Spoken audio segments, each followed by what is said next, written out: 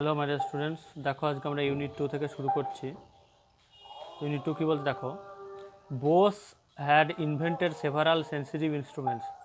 বোস আবিষ্কার করেছিলেন বেশ কিছু সংবেদনশীল যন্ত্রপাতি। One of them is the crescograph which is use to measure the growth rate of plants. তাদের মধ্যে একটি হচ্ছে ক্রেস্কোগ্রাফ যন্ত্র, যেটার সাহায্যে পরিমাপ করা হতো the growth rate of plants, উদ্ভিদের বৃদ্ধির হার। Through his experiments Bose showed that plants behave in the same manner as human beings. তার পরীক্ষার মাধ্যমে বোস দেখিয়েছেন যে উদ্ভিদেরাও মানুষের মতোই একই আচরণ করে। যদিও plants take longer to respond than animals, যদিও উদ্ভিদেরা একটু দীর্ঘ সময় পর সাড়া দেয়। হি প্রুভ দ্যাট, তিনি প্রমাণ করেছিলেন যে plants are sensitive to heat, উদ্ভিদেরা তাপের প্রতিও সংবেদনশীল। কোল্ড লাইট, ঠান্ডা লাইট, আলো, নয়েজ, শব্দ অ্যান্ড আদার এক্সটার্নাল স্টিমুলি, এবং অন্যান্য বাহ্যিক উদ্দীপনায় তারাও সংবেদনশীল।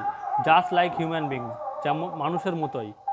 By injecting poison to a living plant Bose showed that they react in the same manner as we do. একটা জীবন্ত গাছে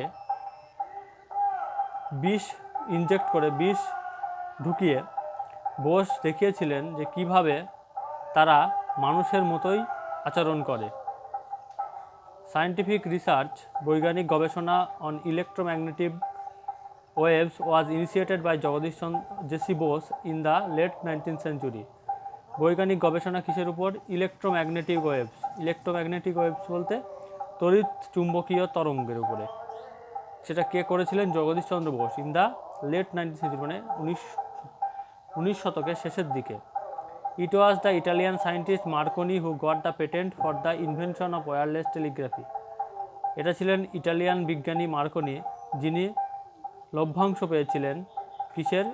ওয়্যারলেস টেলিগ্রাফি, মানে তারহীন কথা বলা, তারহীনভাবে কথা বলেছে,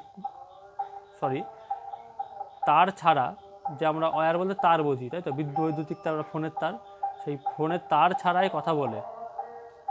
but we must remember that, কিন্তু আমাদের মনে রাখা উচিত যে Bose's public demonstration in Calcutta along the same lines happened much earlier. কিন্তু আমাদের এটা অবশ্যই মনে রাখা উচিত যে বোসের জনসমক্ষে যে প্রদর্শনী কলকাতাতে হয়েছিল সেটা এর অনেক আগেই ঘটেছিল। Instead of looking for commercial benefit for his inventions, instead of মানে পরিবর্তে, লুকিং ফর কমার্শিয়াল বেনিফিট, বাণিজ্যিক বা ব্যবসায়িক সুবিধা নেওয়ার পরিবর্তে বোস তার আবিষ্কারটাকে, Bose made his invention public in order to allow other advance further along the lines of his research. Bose তার এই আবিষ্কারটাকে জনসমক্ষে নিয়ে আসেন এবং অনুমতি দেন। কিসের অনুমতি দেন? যে ভবিষ্যতে, অদূর ভবিষ্যতে তার এই গবেষণাটা নিয়ে যাতে আরও অনেকে কাজ করে এগিয়ে যেতে পারে। However Bose's place in the history has now been rehabilitated. এমনকি বোসের স্থান ইতিহাসে এখনও পুনর্মূল্যায়ন করা হচ্ছে। This great Indian scientist eventually crowned with glory when he was awarded knighthood by the British government in 1917. এই মহান ভারতীয় বিজ্ঞানী ঘটনাক্রমে তার গৌরব বৃদ্ধি করেছেন কীভাবে? যখন তাকে পুরস্কৃত করা হয়েছিল, সম্মানিত করা হয়েছিল নাইটহুড উপাধিতে 1917 সালে ব্রিটিশ সরকারের দ্বারা। He was also conferred many other awards like Fellow of the Royal Society, Companion of the Order of the Indian Empire, etc. এছাড়াও তাকে সম্মানিত করা হয়েছিল আরও অন্যান্য পুরস্কার বা উপাধিতে, যেমন হচ্ছে fellow of royal society, companion of the order of Indian empire, এগুলোতে। নিডলেস টু সে, এটা বলা নিষ্প্রয়োজন, he is one of the greatest scientist ever born in our country. উনি ছিলেন অন্যতম মহান একজন বিজ্ঞানী, এর আগে আমাদের দেশে কখনো তেমন কোনো বিজ্ঞানী জন্মাননি। Sir Jagadish Chandra Bose wrote several books and published many research papers in leading science journals. Jagadish Chandra Bose লিখেছিলেন অনেকগুলি বই এবং প্রকাশ করেছিলেন গবেষণাপত্র কিছু নেতৃত্বস্থানীয় বৈজ্ঞানিক জার্নালে। Some of his famous books are response in the living and the তার বিখ্যাত কিছু বইয়ের মধ্যে হচ্ছে response in the living and the non living, the nervous mechanism of plants, এগুলো তার বইয়ের নাম। মেজর মেকানিজমস অফ প্ল্যান্টস, এগুলো হচ্ছে তিনটে তার বইয়ের নাম। ইন 1896 1896 সালে বোস রোট নিরুদ্দেশের খোঁজে এ সায়েন্স ফিকশন। বোস লিখেছিলেন নিরুদ্দেশের খোঁজে নামে একটা কল্পবিজ্ঞান। ইনফ্যাক্ট এমনকি he was the first writer of science fiction in Bangla, তিনিই ছিলেন বাংলায় প্রথম কল্পবিজ্ঞানের লেখক। ইন নভেম্বর 1917 1917 সালে নভেম্বরে Bose founded the Bose institute at his own house in Calcutta. Bose প্রতিষ্ঠা করেছিলেন বোস প্রতিষ্ঠান নামে একটা জায়গা, তার নিজের বাড়িটাকে, কলকাতার নিজের বাড়িটিকে। He donated Bose institute to the nation, তিনি দান করেছিলেন বোস ইনস্টিটিউটটাকে জাতির কাছে ফর রিসার্চ অন সায়েন্স, বিজ্ঞানের উপর গবেষণার জন্য। This great Indian scientist breathed his last on 23 November 1937। এই মহান ভারতীয় বিজ্ঞানী তার শেষ নিঃশ্বাস ত্যাগ করেছিলেন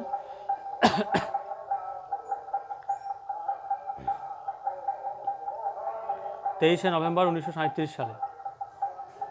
অ্যাক্টিভিটি 6 কী বলছে দেখো, identify which of the following statement are true and which are false, give a supporting statement of your answer.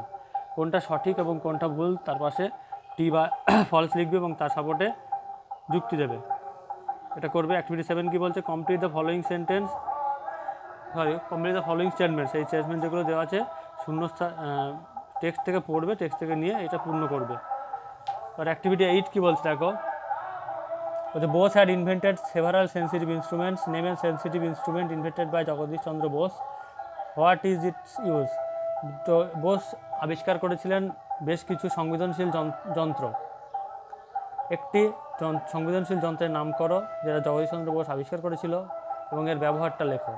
What did Bose prove by his experiments on plants, Bose কী প্রমাণ করেছিলেন তার গাছেদের উপরে পরীক্ষার মাধ্যমে।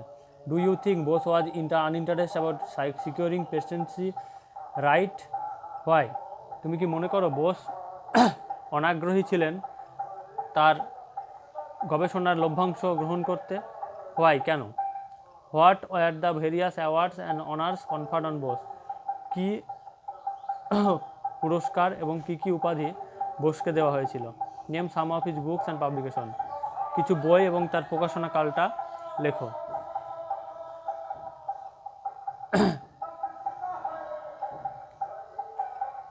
যে স্টাডি দ্য ফলোইং সেন্টেন্স, এই সেন্টেন্সগুলো দেখো যে রেড মার্কের ওয়ার্ডগুলো আছে, তো এগুলোকে আমরা কি বলি, তোমরা এর আগেও শিখেছো, এগুলোকে বলা হচ্ছে অ্যাডভার্ব, তাই তো। এবার এক একটা অ্যাডভার্ব এক এক ধরনের, যেমন এখানে বলছে ইভেনচুয়ালি মানে ঘটনাক্রমে, নাও এটাকে কী বলা হচ্ছে, এখন, তাহলে এইগুলোকে বলা হচ্ছে যে এটা অ্যাডভার্ব অফ টাইম, অর্থাৎ সময়কে নির্দেশ করছে, এই অ্যাডভার্বটা সময়কে নির্দেশ করছে, ঠিক আছে। তো তোমাদের আমি অ্যাডভার্বের উপর একটা আমার ভিডিও আছে, সেটা পাঠিয়ে দেবো, সেটা একটু দেখে নেবে, তারপরে এগুলো দেখবে। এবং এর পরের পাতায় দেখো কিছু হোমওয়ার্ক দেবো, একটা প্যাসেজ আছে, প্যাসেজে কী বলছে, read the following passage, underline the adverbs and example is given. এই প্যাসেজটা পড়বে এবং যে যে অ্যাডভার্বগুলো আছে সেগুলো হচ্ছে তলায় দাগ দেবে। হলো। অ্যাক্টিভিটি 10 কী বলছে, এটা কখন করবে, আমি আগে ভিডিওটা দিয়ে দিই, ভিডিওটা দেখে নেবে একবার, তারপর দেখবে ব্যাপারটা সহজ হয়ে গেছে, তখন এটা করবে। অ্যাক্টিভিটি 10 কী বলছে, now put the underline adverb from the above passage in chart according to their function. বলছে সেই অ্যাডভার্বগুলো যেগুলো আমরা তলায় দাগ দিয়ে খুঁজে পেলাম সেগুলো এখানে লেখো এবং তাদের কাজ, তারা কীভাবে কাজ করে সেটা লেখো। Indicates the place where the action happen, সেই জায়গাটা যেখানে কোনো একটা কাজ ঘটছে সেই জায়গাটা, তাহলে there indicates how often something happens, ঠিক আছে, যেটা নির্দেশ করে কীভাবে ঘটছে প্রায়ই, ঠিক আছে, সেটা লিখবে। Indicate why the action is perform, যেটা নির্দেশ করে কেন ঘটছে সেটা লিখবে, যেটা হবে। এইভাবে বাকিগুলো করবে। তারপর দেখো অ্যাক্টিভিটি 11 এ ডিগ্রি, এটা হচ্ছে, এটার উপর আমার একটা ভিডিও আছে, তোমরা আগে অ্যাডভার্বটা দেখবে, তারপরে ডিগ্রির ভিডিওটা দেখবে, তারপর এই অ্যাক্টিভিটিগুলো করবে। ওকে,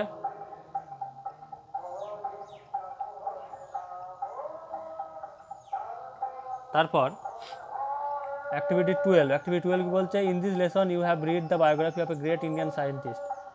তুমি এই লেসনে একজন বিখ্যাত বিজ্ঞানীর জীবনী সম্পর্কে পড়লে। Now write a biography in about 70 word, 70 শব্দের মধ্যে একটা রচনা লেখো, জীবনী লেখো প্রফুল্লচন্দ্র রায়ের জীবন সম্পর্কে। Who was another great Indian scientist, যিনি ছিলেন অন্য একজন বিখ্যাত ভারতীয় বিজ্ঞানী। You can use the following hints, এই হিন্টসগুলোকে ব্যবহার করে।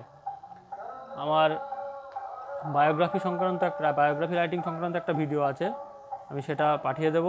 তোমরা প্রথমে অ্যাডভার্ব আর ডিগ্রিটা দেখে নেবে, তারপরে আমি বায়োগ্রাফিটা পাঠাবো। সেই অনুযায়ী এই হোমওয়ার্কগুলো করে আস্তে আস্তে সবাই গ্রুপে দেবে। অ্যাক্টিভিটি 13 কী বলছে? You have come to know that the local postman has delivered your letter to your neighbour's house by mistake.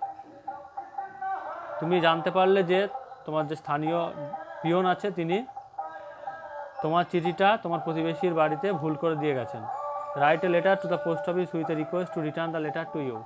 তুমি পোস্টম্যানকে অনুরোধ করো, যে পোস্ট অফিসে চিঠি লেখো, দিয়ে অনুরোধ করো যে তোমার চিঠিটা তিনি যেন তোমার বাড়িতে পাঠান বা ফেরত পাঠান। হলো তো